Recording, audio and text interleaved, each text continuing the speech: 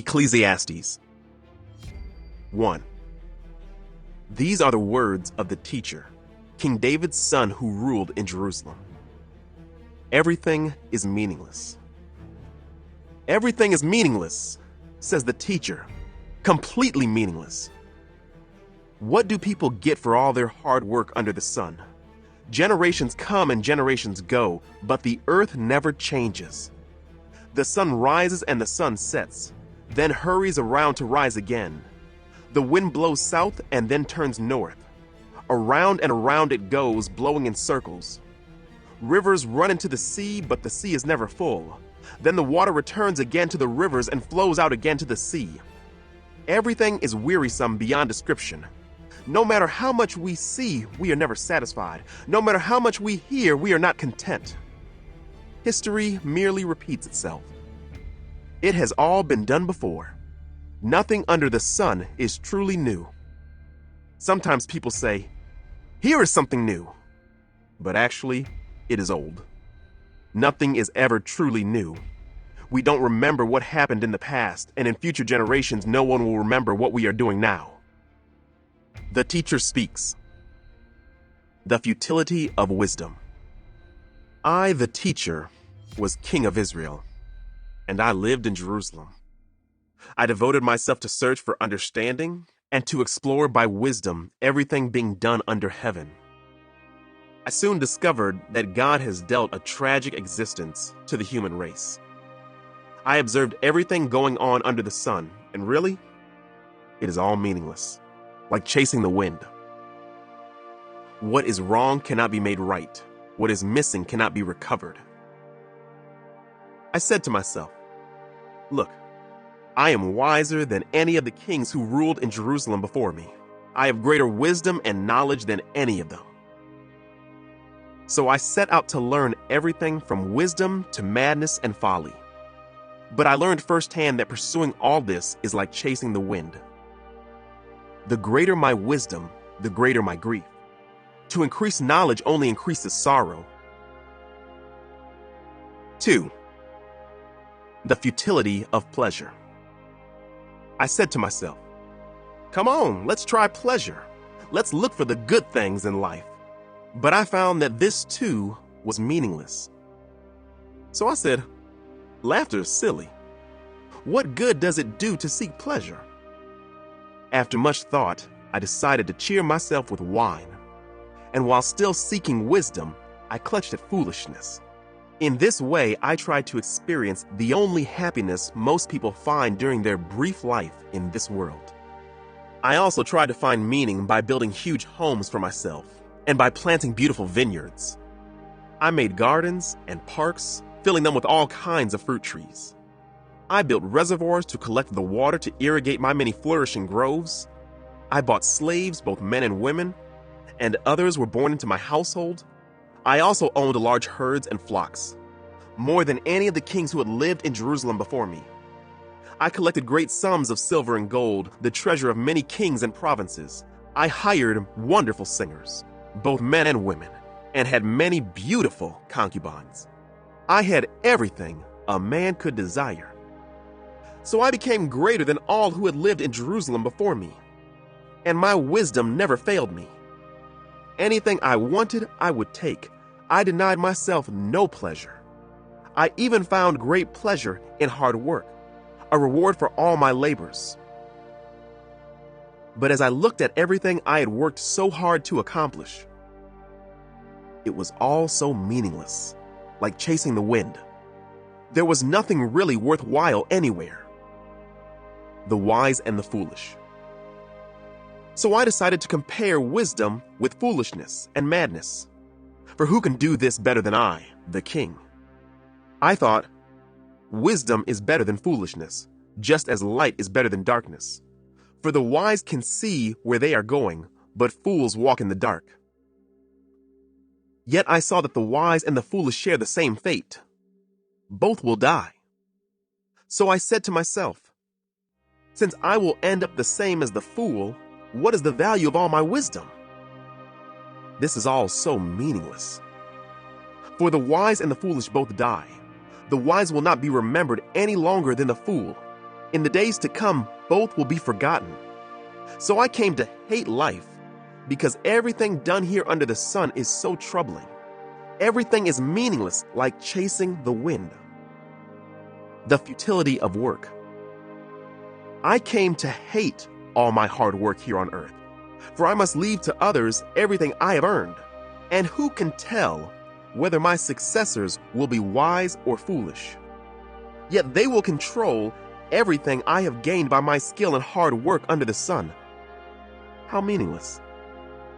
So I gave up in despair, questioning the value of all my hard work in this world. Some people work wisely with knowledge and skill, then must leave the fruit of their efforts to someone who hasn't worked for it. This too is meaningless. A great tragedy. So what do people get in this life for all their hard work and anxiety? Their days of labor are filled with pain and grief. Even at night, their minds cannot rest. It is all meaningless. So I decided there is nothing better than to enjoy food and drink and to find satisfaction in work. Then I realized that these pleasures are from the hand of God. For who can eat or enjoy anything apart from Him? God gives wisdom, knowledge, and joy to those who please Him. But if a sinner becomes wealthy, God takes the wealth away and gives it to those who please Him. This too is meaningless, like chasing the wind. 3. A time for everything. For everything there is a season, a time for every activity under heaven, a time to be born and a time to die, a time to plant and a time to harvest, a time to kill and a time to heal, a time to tear down and a time to build up, a time to cry and a time to laugh, a time to grieve and a time to dance, a time to scatter stones and a time to gather stones, a time to embrace and a time to turn away, a time to search and a time to quit searching, a time to keep and a time to throw away, a time to tear and a time to mend, a time to be quiet and a time to speak, a time to love and a time to hate, a time for war and a time for peace. What do people really get for all their hard work? I have seen the burden God has placed on us all. Yet God has made everything beautiful for its own time. He has planted eternity in the human heart. But even so, people cannot see the whole scope of God's work from beginning to end. So I concluded, there is nothing better than to be happy and enjoy ourselves as long as we can. And people should eat and drink and enjoy the fruits of their labor, for these are gifts from God. And I know that whatever God does is final. Nothing can be added to it or taken from it. God's purpose is that people should fear Him. What is happening now has happened before. And what will happen in the future has happened before.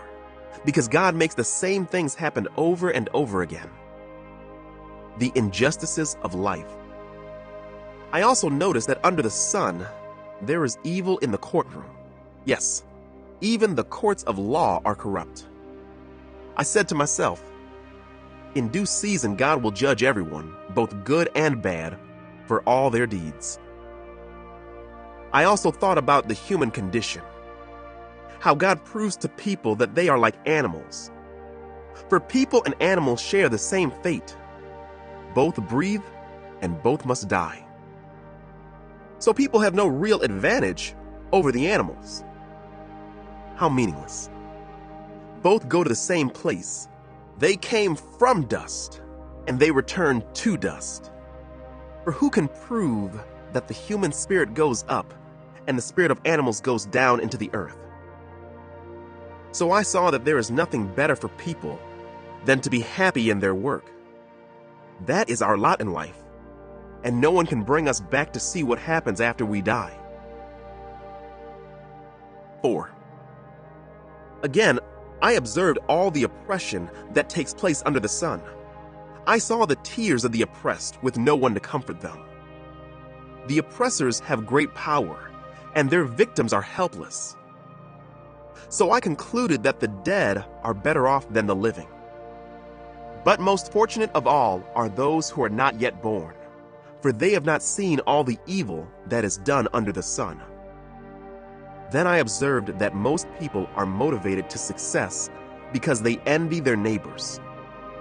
But this too is meaningless, like chasing the wind. Fools fold their idle hands, leading them to ruin. And yet, better to have one handful with quietness than 2 handfuls with hard work and chasing the wind. The advantages of companionship. I observed yet another example of something meaningless under the sun. This is the case of a man who is all alone, without a child or a brother, yet who works hard to gain as much wealth as he can. But then he asks himself, who am I working for? Why am I giving up so much pleasure now? It is all so meaningless and depressing.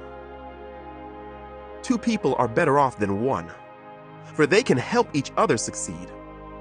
If one person falls, the other can reach out and help. But someone who falls alone is in real trouble. Likewise, 2 people lying close together can keep each other warm. But how can one be warm alone? A person standing alone can be attacked and defeated. But 2 can stand back to back and conquer. 3 are even better, for a triple-braided cord is not easily broken. The futility of political power. It is better to be a poor but wise youth than an old and foolish king who refuses all advice.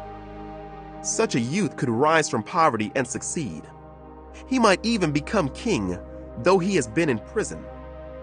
But then everyone rushes to the side of yet another youth who replaces him. Endless crowds stand around him, but then another generation grows up and rejects him too. So it is all meaningless, like chasing the wind. 5. Approaching God with care. As you enter the house of God, keep your ears open and your mouth shut. It is evil to make mindless offerings to God. Don't make rash promises and don't be hasty in bringing matters before God.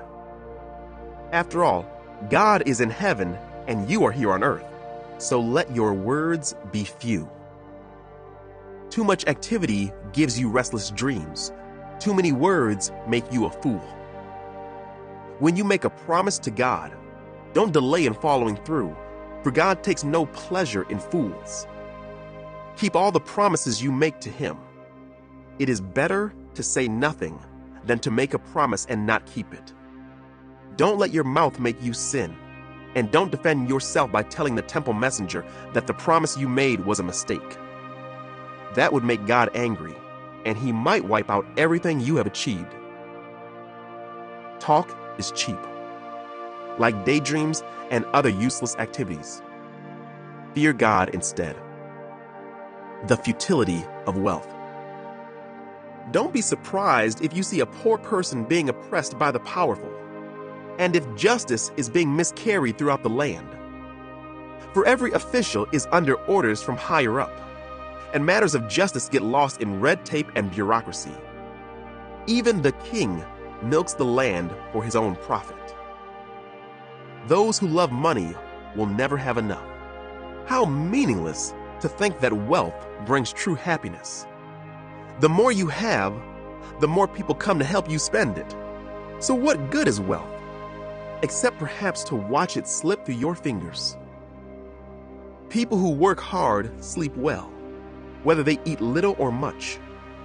But the rich seldom get a good night's sleep. There is another serious problem I have seen under the sun. Hoarding riches harms the saver. Money is put into risky investments that turn sour, and everything is lost. In the end, there is nothing left to pass on to one's children. We all come to the end of our lives as naked and empty-handed as on the day we were born. we can't take our riches with us. And this, too, is a very serious problem. People leave this world no better off than when they came. All their hard work is for nothing, like working for the wind. Throughout their lives, they live under a cloud, frustrated, discouraged, and angry. Even so, I have noticed one thing, at least that is good. It is good for people to eat, drink, and enjoy their work under the sun during the short life God has given them, and to accept their lot in life. And it is a good thing to receive wealth from God and the good health to enjoy it. To enjoy your work and accept your lot in life, this is indeed a gift from God. God keeps such people so busy enjoying life that they take no time to brood over the past. 6. There is another serious tragedy I have seen under the sun, and it weighs heavily on humanity. God gives some people great wealth and honor and everything they could ever want. But then, He doesn't give them the chance to enjoy these things. They die, and someone else, even a stranger, ends up enjoying their wealth. This is meaningless, a sickening tragedy. A man might have 100 children and live to be very old. But if he finds no satisfaction in life and doesn't even get a decent burial, it would have been better for him to be born dead. His birth would have been meaningless, and he would have ended in darkness. He wouldn't even have had a name, and he would never have seen the sun or known of its existence. Yet, he would have had more peace than in growing up to be an unhappy man. He might live 1,000 years twice over, but still not find contentment. And since he must die like everyone else, well, what's the use? All people spend their lives scratching for food, but they never seem to have enough. So are wise people really better off than fools? Do poor people gain anything by being wise and knowing how to act in front of others? Enjoy what you have rather than desiring what you don't have. Just dreaming about nice things is meaningless, like chasing the wind. The future. Determined and unknown. Everything has already been decided. It was known long ago what each person would be. So there's no use arguing with God about your destiny. The more words you speak, the less they mean. So what good are they? In the few days of our meaningless lives, who knows how our days can best be spent? Our lives are like a shadow. Who can tell what will happen on this earth after we are gone?